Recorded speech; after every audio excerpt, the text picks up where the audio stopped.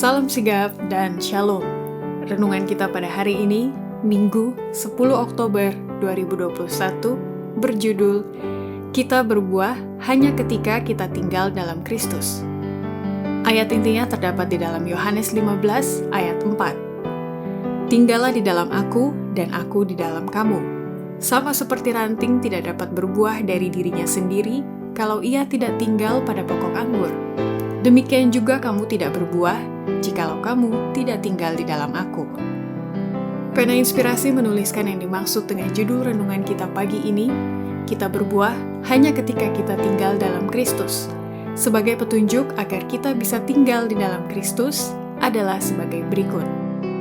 Pertama, alasan kita bisa berbuah dengan tinggal dalam Kristus disebabkan hanya perantaraan rahmat Kristus saja yang membuat manusia dapat melaksanakan segala sesuatu yang dituntut Allah dari setiap orang percaya.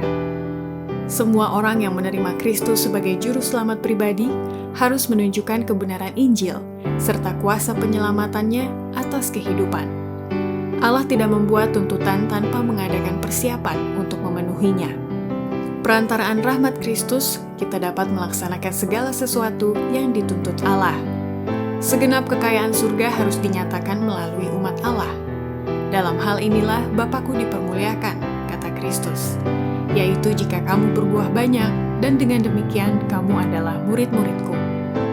Kedua, alasan kita bisa berbuah dengan tinggal dalam Kristus, karena di dalam Yesus ada bantuan perwakilan surga yang akan menyertai pekerjaan-pekerjaan kita melalui kuasa Roh Kudus untuk meyakinkan dan mengubahkan.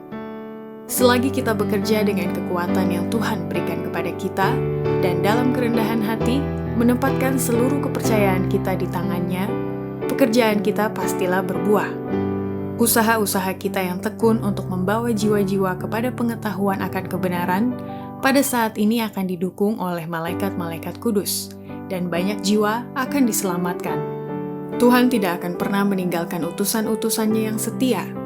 Ia mengirimkan kepada mereka bantuan perwakilan surga dan menyertai pekerjaan-pekerjaan mereka dengan kuasa Roh Kudus-Nya untuk meyakinkan dan mengubahkan. Seluruh surga akan menyokong seruanmu.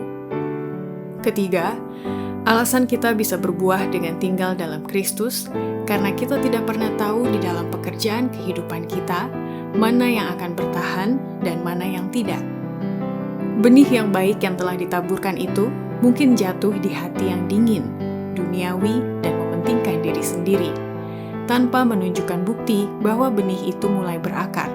Tetapi sering Roh Surga bekerja di dalam hati yang demikian, dan menyirami hati itu dengan embun surga, dan benih yang lama telah tersembunyi itu mulai tumbuh dan akhirnya berbuah hanya untuk kepujian bagi Allah.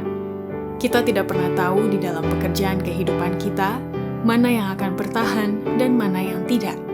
Tidak ada jawaban yang bisa kita sebagai manusia malang ini dapat berikan. Kita harus mengerjakan pekerjaan kita sekarang dan biarkan Allah yang mengurus hasilnya.